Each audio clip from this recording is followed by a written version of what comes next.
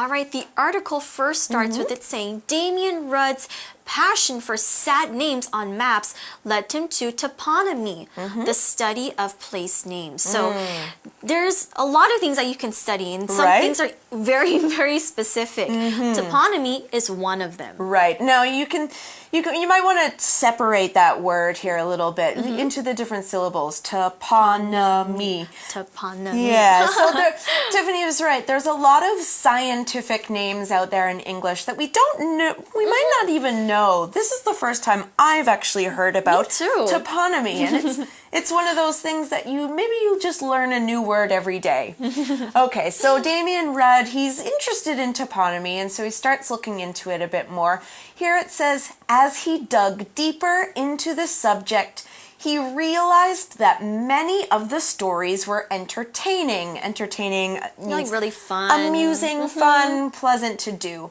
But what he's doing is he's digging into something. He's not digging a hole. He doesn't have a shovel or anything like that.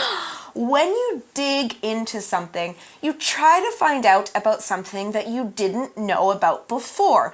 Or you're trying to find out about something secret. Ooh. Okay, so here in an example sentence, we could say, the police officers are digging into the woman's past to find out what kind of person she is. Ooh. So maybe they're going and looking at what she does on the internet, that kind of thing. Where did she go to school? Her past? Yeah, who does she know? Where did she work? That sort of thing. Ooh, it sounds like a Sherlock Holmes kind of story. Yeah. Sherlock Holmes digs into a lot of mysteries. Yeah. All right, so let's continue reading. It says, he soon had enough material to turn his hobby on Instagram into a full-length book called Sad Topography. That's the name of his Instagram That's so account. Cool. Yeah. Okay, I see the connection there. So yeah, he started to find all these screenshots. Then he started to look into the stories behind them, and now he can write a full book about it. He gathered a lot of material. Right. Now, material here means information that we use when we are writing something such as a book or maybe even an article. So there are things like data and research. And then what you do is you take all this information and you write it into a piece of writing and you finish it, or you make it more nicer so you can publish it and show to other people. Right. For example, we can say Anita is collecting material for her new novel. Oh, okay. Good work, Anita. That's a lot of work, finding all that material. Now, what Damien did when he finally had all that material is he turned his Instagram account into a book. Now, when you turn something, such as turn A into B, turn something into something, you turn one thing into another thing and it becomes something else. Oh, okay. Okay, so here's a quick example that you can think about in your head. Sofas can sometimes turn into beds. Oh, right. The sofa beds. Yeah, so you can take a bed outside of the sofa and then it's both. So it changes from one thing into another. Here's another way to say it. Thelma turned her love for art into a creative and interesting job. So before it was just a hobby, something she loved to do. Now she's getting paid for it. It's a real job.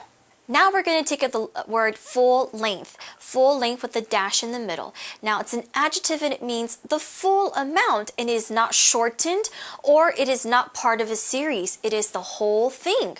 For example, full-length films are like the films we see in the movie theaters. They usually last for about 1.5 to 2 hours long. So it's the whole movie. They don't cut it into half. You can finish the whole story. Now, a TV show that is only 20 to 30 minutes long is not a full-length TV show because it's cut into different parts. You don't finish the whole story. For example, we can say Karen and her classmates filmed a full-length movie for their final project. Okay, so now he's got this full-length book. There's a lot of information in it, and it's not just pictures of the place names. Here it says, Rudd's book shows that place names come about for many reasons. Now, we'll find out what those reasons are in a minute, but here, let's look at the phrase come about. When something comes about, it happens, especially in a way that wasn't planned. Okay, so here's an example. Is Marvin working for your company? How did that come about? Oh, how did that happen? What did Marvin do to sort of do that thing? Or maybe he knew somebody, or he got the job because he's really skilled. Right. Doesn't know. We don't know. All right, so next in the article says sometimes places are named because of a landscape's feature. So that's right. Usually when we name a place, we say, oh, this looks like a table, so it's Table Mountain. Right. Okay, so usually landscapes are named because of its features. Now, a feature is a noun, and it means a really interesting or important quality or even ability of something. Right. So, for example, when we talk about a person's features, it can mean someone or this person's most interesting quality. It could be like their beautiful eyes, their beautiful hair, or their great smile. When we talk about a landscape's feature, it means something that is special about that place. Right. For example, Hualien's mountain features are the beautiful views that you can see on the mountain in the sea. So it's something special about that place. Right. I do know that there's a mountain called Teapot Mountain in English, right? I don't know the Chinese name, but in English we say Teapot Mountain, and that's probably because it has the shape of a teapot. So that's why we get those kind of unique names. We can also use the vocabulary word in a sentence like this. This camera has new features to make it easy to take photos on the go. So it means that you can take it around and take photos without having to, get your big camera out and set everything up. Right, okay.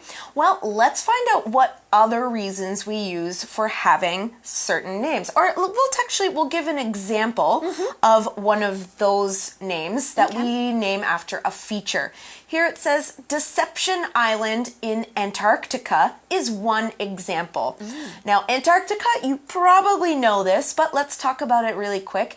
It's the continent on the southern pole of the Earth. So if you're looking at a globe, it's way down here, okay? Now, a couple of facts about Antarctica. It is 14 million square kilometers. Oh, how big is that? That is twice the size of Australia. So you can put Australia into Antarctica 2 times. Wow. And here's another thing. It's 98% covered in ice. Okay, I can imagine it's cold there. It is very cold down there, yeah. Okay, that's really cool. Deception Island kind of sounds like a movie name. Yeah. I want to learn more about it. It's kind of interesting. It says, on the outside, it looks like a normal island, but explorers soon realized that there is a huge harbor in the middle of it. Oh, so it's kind of tricking us a little bit. Right. It looks like a normal island on the outside, but once the explorers went and discovered more about it, they said, oh, there's a huge harbor in the middle of it. Okay, so it looks like one thing at first, but it's actually, when you dig a little deeper, it's actually something different. Ooh, deception. All right, so we saw the word explorer here. Explorer is a noun, and it is a person that explores. So they go on journeys or they go on trips to discover new things. Right. For example, famous explorer. Christopher Columbus was a famous explorer that discovered the Americas by accident. One interesting thing to note is when we add the suffix er to some words, we change it into a person that does that thing. Right. For example, a teacher teaches, an explorer explores, that sort of thing. That's right. Okay, so what did they find? They found a harbor in the middle of the island. Now, a harbor is an area of water next to land. The waters in this area are usually quite calm, which makes it easy for ships to stop there safely. So here's an example of one in Taiwan. We walked around Kaohsiung's harbor and stopped to look at all the big ships. So another thing you should know about a harbor is that's where when things come to a country, they usually go through the harbor because it's easier for ships to get into that place, and then it travels to other places in a country. Okay. No wonder. Yeah. All right, so let's continue reading. It says, other locations can be funny in a dark way. Okay. All right, so we're going to take a look at this place. It says the town of Nothing, Arizona, got its name because it was a town of only 4 people. It included nothing but a gas station. Oh. Ooh, okay. Sounds like a ghost movie. All right, so we see our grammar point here. We see nothing but, and it kind of means the same thing as only. Okay, in Chinese you can say nothing but is like 不过. And what you usually do is nothing but you plus a noun or a verb. For example, those kids are nothing but trouble. Or Jake's new hat did nothing but make him look silly. Now we can also use something else. We can say anything but. And this means not at all. In Chinese, it means 一点也不. So for example, we can say sadly, the hosts were anything but friendly. So we think that the host should be friendly because, you know, they invited you to their homes, but they were anything but that. They were not at all friendly. They weren't friendly at all. So this town, nothing Arizona, it kind of seems like with 4 people, that's probably just one family. Yeah. And it has a gas station. Oh, yeah. It sounds like I said, it sounds like a horror movie and like, you know, something bad is going to happen there. Yeah. Okay, well, let's find out what happened to nothing Arizona. It says there was so little to do. That means there weren't many things to do. That the town was abandoned in 2005 and is now a ghost town, just like you thought. Okay, so we saw that the people in nothing Arizona abandoned the town. Now, when you abandon something, you leave that thing or that place permanently and you never go back to it. Now, this often happens because you have no other choice but to leave. So there's no people there, there's no stores, there's nothing to do. It's not even just boring, it's probably, you know, if someone gets hurt, it's almost dangerous because there's no police, no fire stations, anything like that for them to have around to be helpful. Here's an example of abandon.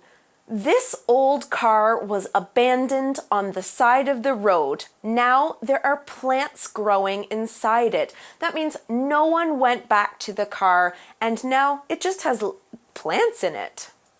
Okay, so here's one thing we should say. Don't abandon your car on the side of the road. Get rid of that car. Bring it to a place where someone can get rid of it. Use the metal again because you can recycle things like that. You shouldn't abandon your pets. No, that's a terrible thing to do. We know in Taiwan now that all of the shelters, when you abandon your pets, they go to the shelters, and I think a lot of people abandon their pets in Taiwan, and now the shelters are very full. So you don't want to abandon your pets. Make sure your pets stay healthy, and if you're not ready for a pet, don't get a pet because that animal needs your help. So that's right. No abandoning your pets. Yeah. But sometimes there are things that we might have to abandon. That is true. For example, we all remember the terrible earthquake and tsunami that hit Japan long time ago. Now remember, there was nuclear radiation around that area, so people had to abandon their homes. They had no choice, they had to leave it, or else they would have a lot of nuclear radiation on them. And that makes you very sick, so you can't live in that sort of area. Okay, so sometimes it's okay to abandon things and sometimes it's not. That's right. Okay, so what happens next? What should I do? All right, let's take a look at the article. It says, the next time you are on Google Maps, keep an eye out for other strange and interesting names. You know, I probably will. I'm pretty sure we will come across some interesting and weird names on Google Maps. It's kind of fun to play around on the features. I do it every day. You know, actually, I like using the Google Street View, and I like to pretend I'm walking around in the city. That's really cool. Fun. It is cool. It's a cheap way to travel. That's right. Okay. All right, so we talked about to keep an eye out for something. You're not taking your eye out. No. It means something else. And what we're going to do is we're going to take a look at our shortcut for you, and then we'll be right back with our For You chat. Perfect.